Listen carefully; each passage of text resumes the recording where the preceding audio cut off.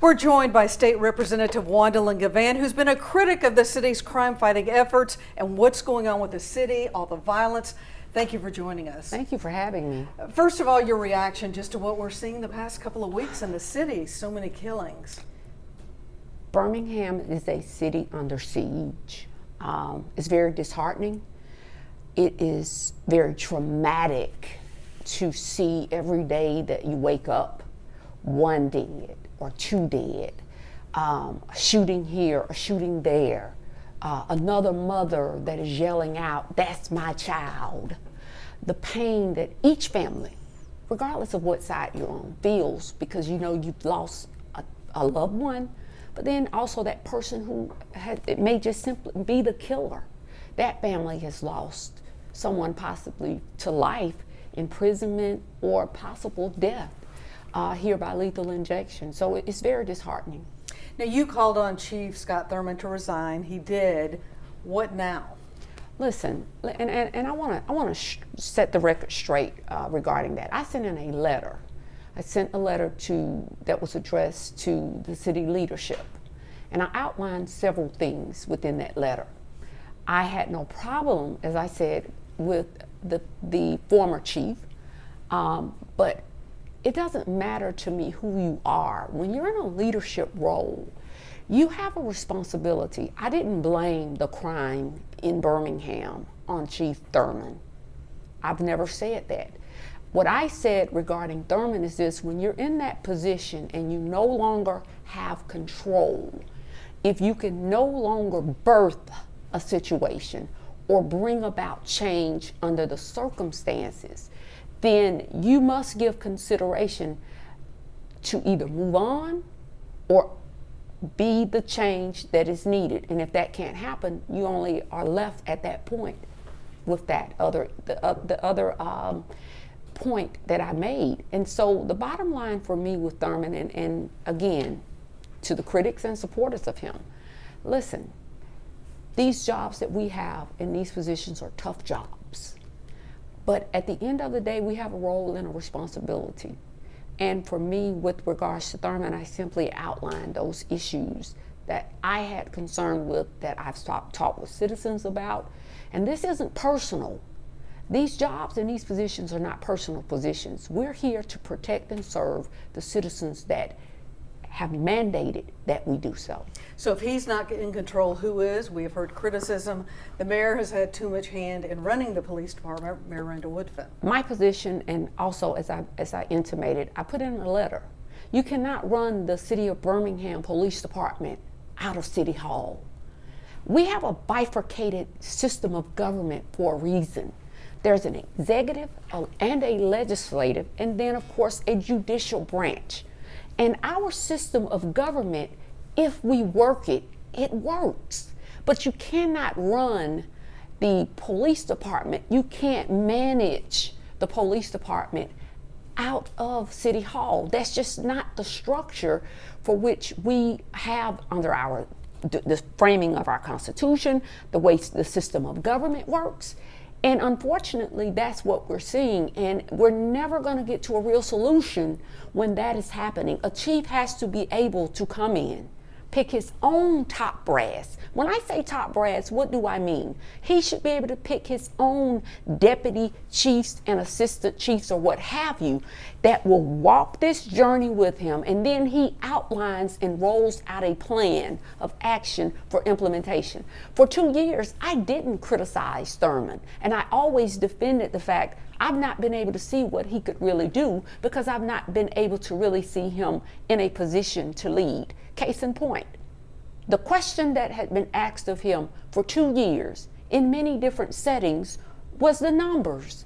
Where are we with the numbers? You're talking about staffing there. Staffing, where are we with the numbers? And there was never a time that he would either release the numbers, and in several instances he would simply say, I cannot because I have not been given permission. Well, why did the numbers become important? The numbers, and for the listening audience, I'm speaking of, again, like as you said, the staffing. Well, the numbers now are important because you, myself, other individuals, whether you live in Birmingham, whether you frequent certain places in Birmingham, You need to know that the number of law enforcement officers that are working these precincts are few and far between. So the concept or the thought of some, well, we don't want to release the numbers because of the criminals already know the numbers. They drive past the stations and they count the cars at the police precincts. 1, 2, 3, 4. So if I see 4 cars that do not appear to be undercover cars, that are just regular civilian cars, I've counted at best 5 or 6 people, maybe right at 4 people are there at that precinct. So that number needs to be told to the public so you can make a decision. I may not need to go into X community tonight because I know if something goes down, the response time may not be as swift, and there could just possibly be a situation that there may not be enough time for someone to get there to help mitigate or to save lives. So obviously they're trying hard to recruit new officers with the defund the police, with all the things that have happened in the past 3 or 4 years. How do you get those numbers up? Because if I'm looking for a police job, do I want to go somewhere where I know they're terribly understaffed? I may have to be working weekends, long hours. I may not feel safe because where's my backup? Listen, a few days ago, I had an opportunity to speak before a group, and I said to them, I am in a posture, when you are in law enforcement, you are a first responder. But I have letters that I've read that I've received from officers' families because they feared some type of retribution against their child or what have you. So they wrote me letters, and I read one to, I think, Dexter Cunningham a few weeks back, and I shared with him the sentiments of a parent, and the parent simply said that I'm writing on behalf of my child, who is grown, but he is a Birmingham police officer. He's married, has a baby, but every day he now fears going to work. Not necessarily just going to work, but being in a space where he may be the only officer working. So I read this letter. I read this letter to Dexter Cunningham, his former FOP, and I shared those sentiments. But the realization is you do have officers, young officers now, that never thought they would envision working for a department where there may only be 4 officers. For instance, West Precinct.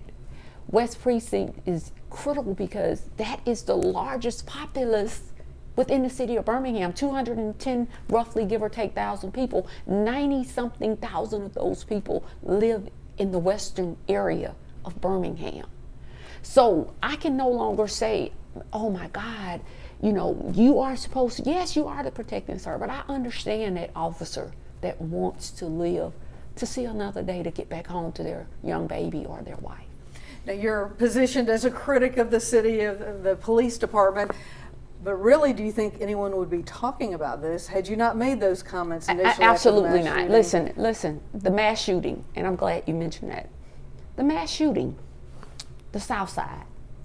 My question is and has been, what made the South Side so much more significant than the West Side or the North Side, for which we had just 2 months prior to this shooting had a mass shooting and killing, 4 people dead at a party in North Birmingham, and no one barely even mentions it, even to this day as you and I are sitting here.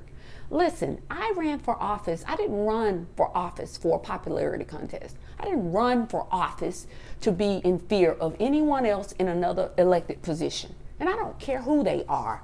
I ran for office because I said when I ran in 2010, I would serve as a voice, a vessel, a vision, and a leader for the people. But not only just a leader, going back to being a voice in which I am going to stand in the stead of those voices that cannot be amplified. So for me, it's not about liking someone, and I could care less who likes me. But the realization is going back to the South Side.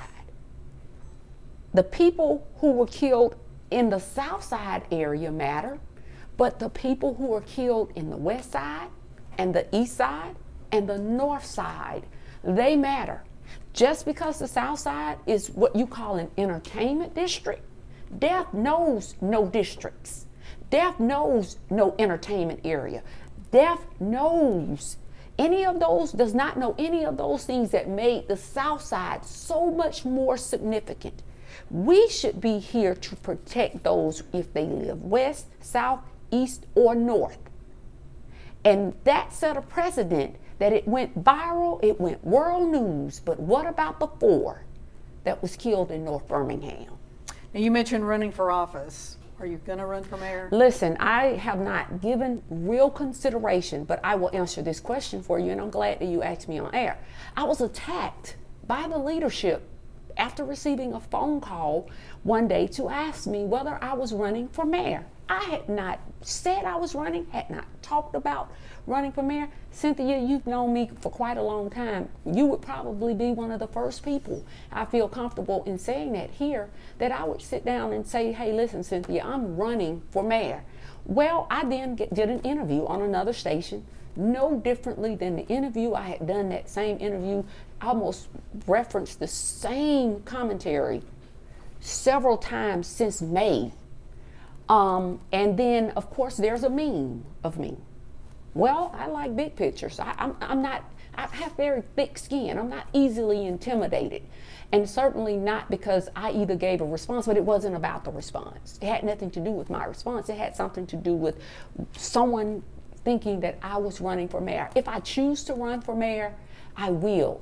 Am I now considering a run for mayor? I've had so many people that have reached out to me, and my response from the business community, from clergy, from just everyday ordinary citizens, I have shared the answer in response to them that I am sharing with you, because I try my best to be honest. I was not giving it any consideration. I am giving it more consideration now. However, because of the outreach and the outpouring of calls and requests, but my answer has been the same. If I do run, I believe in a democracy, and being in an elected position is not a rite of passage. I have the freedom to run if I choose to. I will make sure if I did run, all of the requirements under the law are in place for me to run. But at this point, I have not made a final decision whether I will run for mayor or not. But I have been seriously asked, and I am seriously being vetted, but at this point I've not made that decision. So if you were in charge, or if current administration reached out, what are, say, the top 3 things you think need to be done right now to turn the table on what we're seeing in the crime? Crime. You can implement any program you want to right now in the city of Birmingham until you get boots on the ground. That has to be number 1. You have to get enough law enforcement officers in place immediately. For me, it would be simple. Whatever I needed to do to bring back as many of those retired officers, probably within the last 2 to 5 years, even if I had to rotate them in different shifts. The other thing you're going to have to do here with regards to crime, you've got to beef up your SWAT team. You've got to put more of those task force in place. But Birmingham at one time had one of the best SWAT teams in the country. You've got to create now a level of visibility. You've got to now be able to say to these individual killers, they're killers. And then we've got to call these people what they are. They're killers. If you put a gun, as I've said, in someone else's face, or you, without any malice or forethought, with malice or forethought, to take the life of another, you are a killer. So we've got to first of all stop playing with these people. And to answer that question, even going back to the documentary that just ran, we had a man that came from across the pond, the Pacific and the Atlantic Ocean, to find all of these young men, to interview them. They were shieldless, no face shields. They were operating their guns. So when I use that as an example, boots on the ground, if we had more officers, we could have sent those officers out to have a conversation with many of those young boys. A better SWAT team, you're going to have a SWAT team because you're going to have one that will be built from the ground up, that they are strong enough to go into some of these communities, kick down some of these doors, to deal with the impact of all of these young thugs that may be armed and they are unafraid. Lastly, so you got boots on the ground, build a better your better SWAT team, those tougher law enforcement officers, but most importantly, you've got to, at this point, build the morale of that police department. You've got to, officers are now going to have to want to work. They're going to have to want to work for the city of Birmingham. They're going to want to have to work to do their job. Money. Sometimes you can pay people, you can up the salary day one.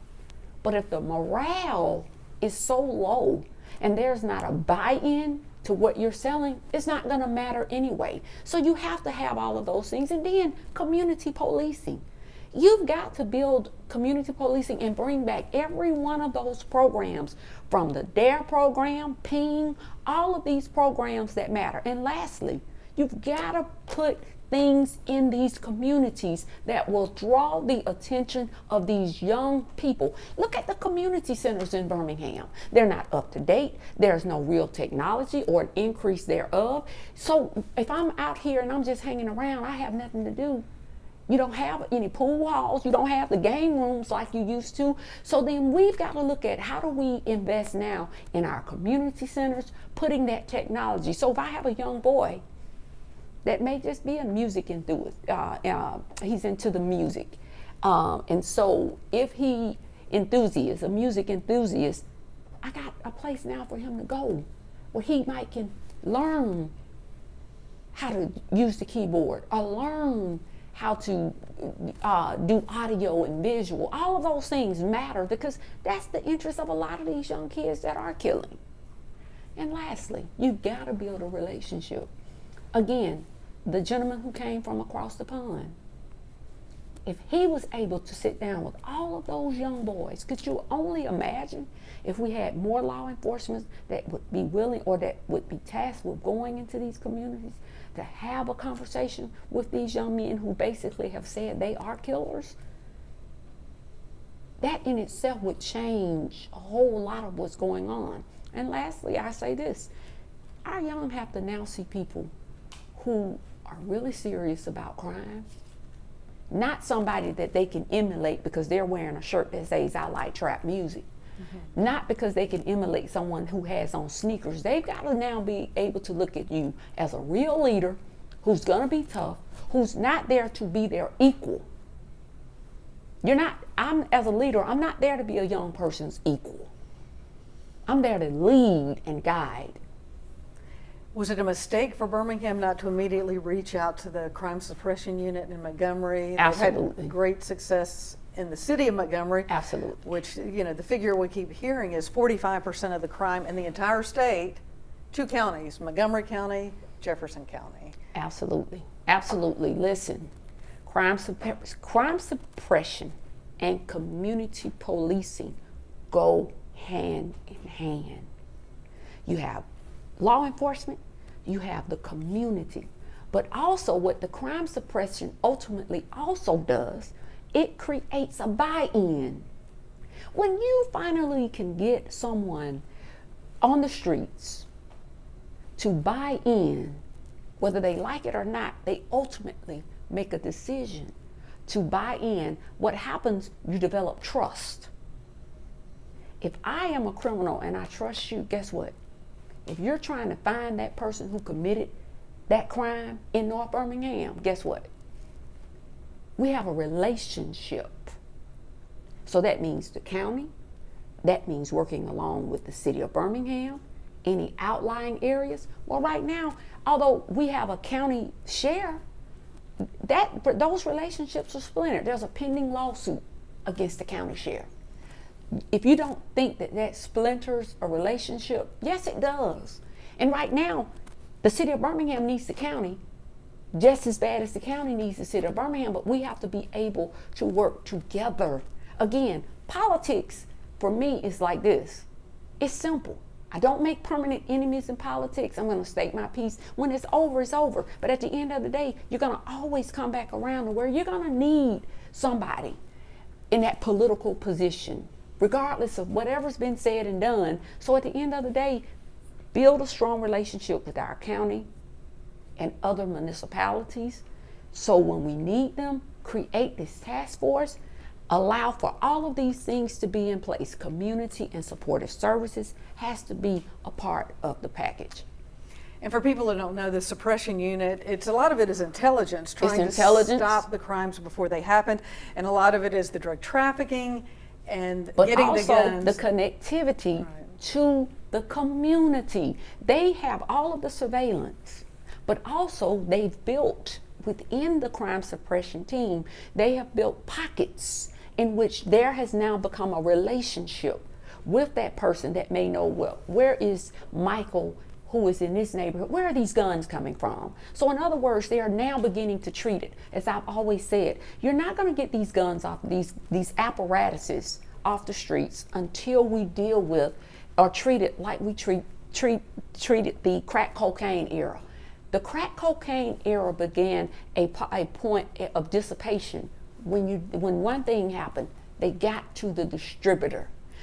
Folks can say now, and I have legislation on the books for dealing with guns, but the realization is by the time the ballistics come back, the guns that even if you're talking about the permitless carry, well, that's for someone who's purchased a gun legitimately, that's lawful.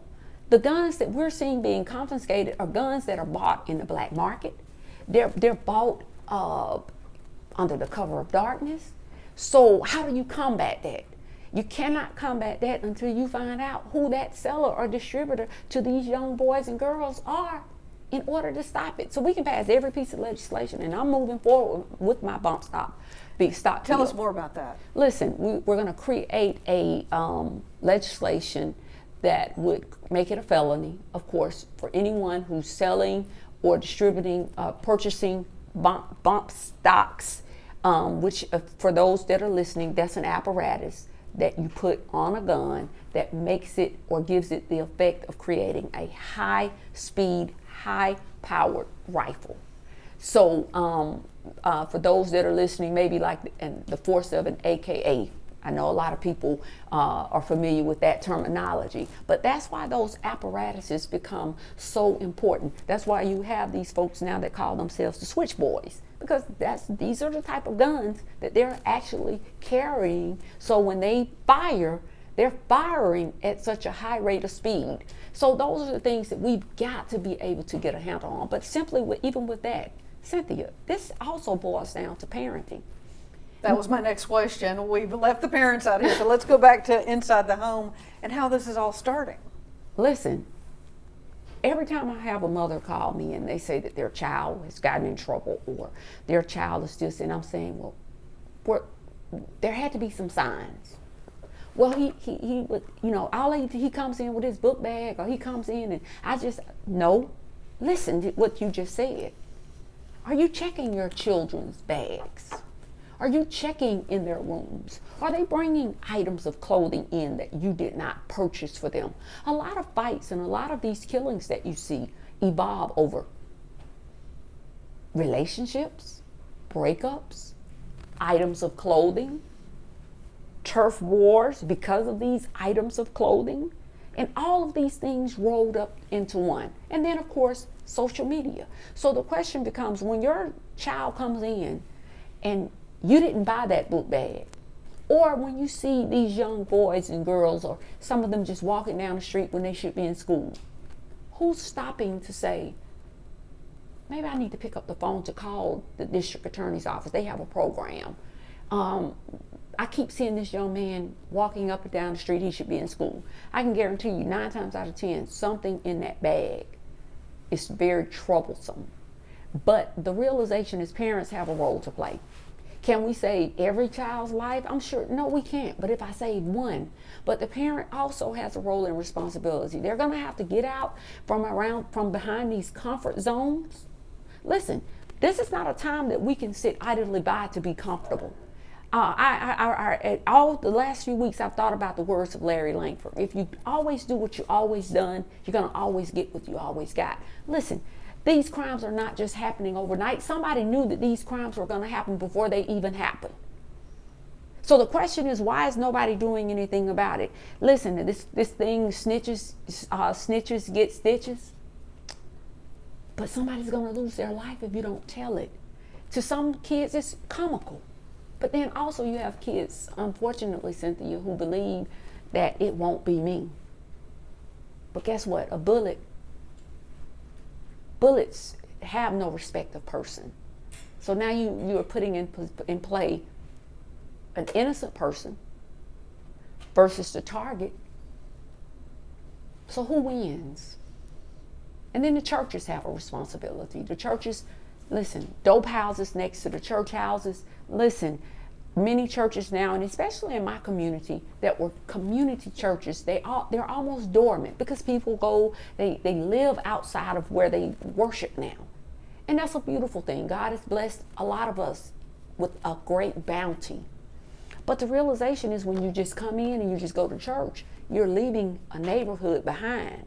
So now that neighborhood is lost because now it's just the church is still there, but the necessary bodies to make that community work, and then the ones that live there, they're afraid to come outside now.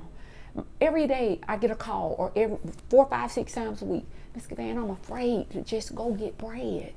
I'm afraid to work in my yard. That's terrible. This is your home, but you don't know what's gonna pop off. So at the end of the day, for me, as it relates to my voice, I'm not trying to take away anybody else's voice. Whether I decided to run for something or not, I would still be raising this hell on this issue because I'm tired of seeing the carnage. I knew why Tasha Carter. I walked that street every day where his blood was on the streets of Birmingham. Fine officer. I have friends whose kids have been lost. It hurts me to see that. And if you're an elected official and you're not raising these issues, listen, again, it's not personal. It's not personal against anybody. This is business. And you have to treat it as such. It's not a criticism. It's all of our faults. It's everybody's fault. Until we can come together and resolve it, it is everybody's fault. And if you think that you're in a position that you cannot be criticized as an elected official, then I'm saying to all of them, then you need to step down. Did you think you'd see a day when Birmingham was not the most populous city? Never. I've never, and listen, every day people are leaving in droves. They can't take it. They can't take the violence. Our communities now have a dark cloud over them. I have people who come in and they say, Juandalynn, I don't even feel right now going to my mother's house for the holidays. Next week, by next Thursday, it's going to be dormant because people will be traveling. The next week is Thanksgiving. So the realization, Cynthia, is that I never thought, even when I worked for Dr. Arrington, we have surpassed already last year's numbers. Our city is almost a city that feels that the cloud is so dark and heavy. And the reason why is now almost every street you drive down or every other street on the west side, there's been a killing or some brutal attack or some exhibition driving that ran people into their homes last year, that ran business people into their businesses, that made people decide to further shut the blinds. Well, I need the people of Birmingham to open the blinds because there is still life in Birmingham. And this is a great city. And Birmingham can still and should still be the magic city. But we are losing so many people to outlying areas. I don't know if we'll ever get back to be the most populated city in the state of Alabama again. Certainly not anytime soon. All right, certainly this is just a start to this conversation. We'll probably be having it quite often as Birmingham tries to figure out how to attack this crime problem. We should mention overall violent crime is down. The homicides, though, is the real target, the real issue. Yeah, and that argument, that's fine. That's fluff.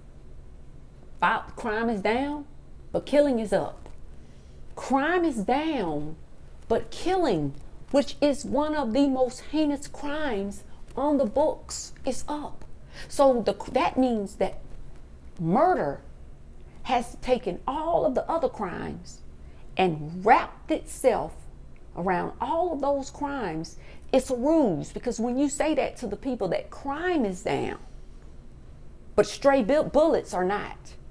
Crime is down, but brutal attacks and killings with someone using a gun is not. It's fluff.